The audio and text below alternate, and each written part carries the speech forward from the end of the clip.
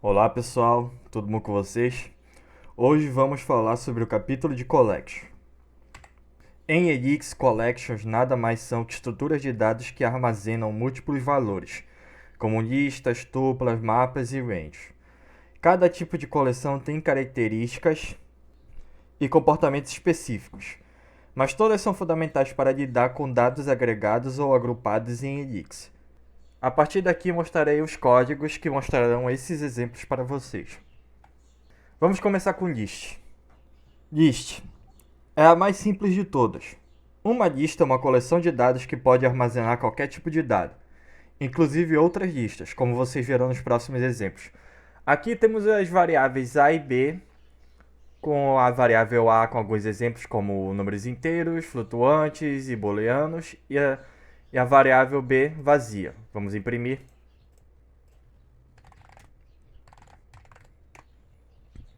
Imprimirmos a variável A aqui e a variável B aqui.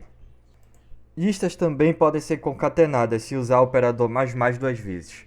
Se pegarmos essas duas listas e usar mais, elas serão concatenadas, ou seja, serão juntas e formarão uma lista só.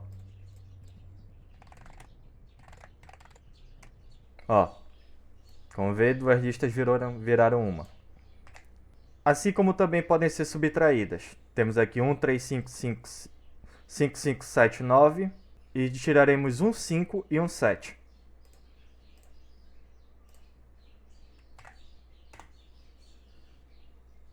Um, 3, 5, 9. Caso queira subtrair os dois números 5, o valor deve ser repetido na segunda lista. Aqui, para tirar os dois 5, terei que botar dois 5 para que sejam subtraídos. Vamos imprimir. 1, 3, 9. Se usarmos o operador piper, que é esse aqui, podemos adicionar um elemento a uma lista. Temos uma lista 2, 4, 6, 8 e usamos o operador pipe para que imprima o número 0 junto com a lista. Vamos imprimir. Ó, aqui, 0, 2, 4, 6, 8. Porém, e se ao usarmos o pipe, o primeiro elemento for uma lista ao invés de um simples valor? Vamos usar o pipe, então, pela lógica, a primeira lista seria o primeiro elemento e a segunda lista seria o segundo elemento, não é mesmo? Vamos imprimir. E vemos que não é exatamente isso que funciona. Não é exatamente isso que acontece. Teremos uma pequena lista dentro de outra lista. E não é o resultado que nós queremos. Então o que devemos fazer? Devemos usar a função listFlatten, que eu vou mostrar para vocês.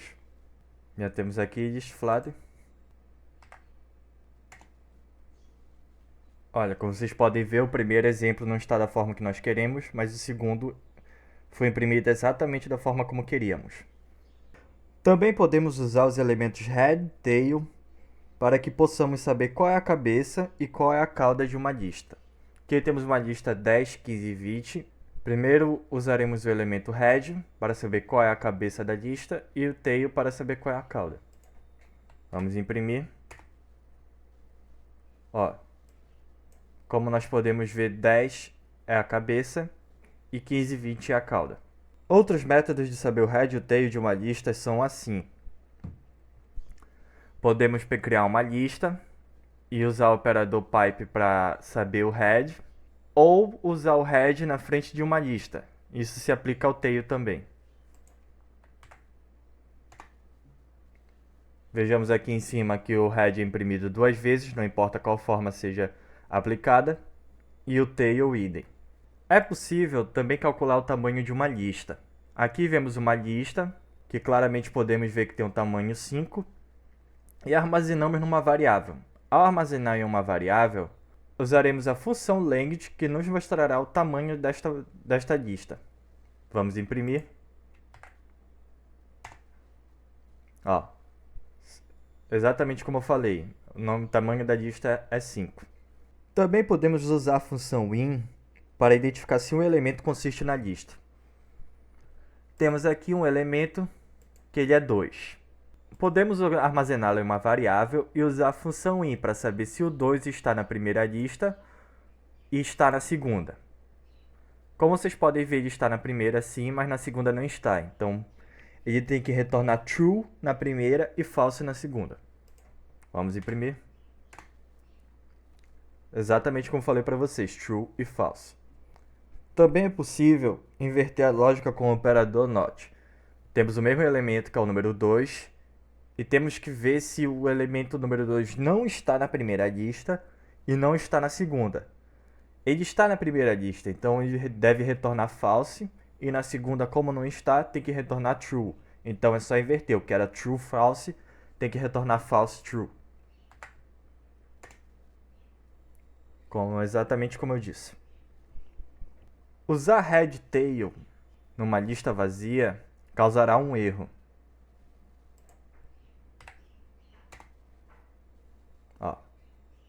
Houve um erro, por quê? Porque não tem como descobrir qual é a cabeça e qual é a cauda de uma lista vazia, uma lista que não tem elemento nenhum.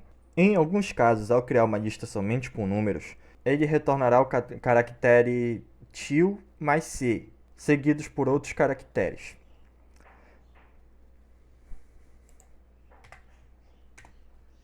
Como vocês podem ver, o que deveria ser uma lista com 11, 12 e 13, 11, 12 e 13 me retornou caracteres, que não faz sentido nenhum, primeiramente. Mas por que isso acontece? Simples. Vocês lembram do código ASCII, ASCII, American Standard Code for Information Interchange, que foi lecionado na matéria de arquitetura de computadores na faculdade? Quando o ELIX vê uma lista com somente números ASCII que possam ser imprimidos, ele automaticamente converterá os números em código ASCII, mostrando-os como uma lista de caracteres, como no próximo exemplo.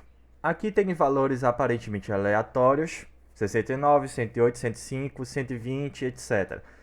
Na teoria, esses valores deveriam ser imprimidos, mas como todos eles, coincidentemente, são códigos ASCII, ele retornará uma string para mim. Então, eu armazeno eles nesta variável e imprimo para vocês.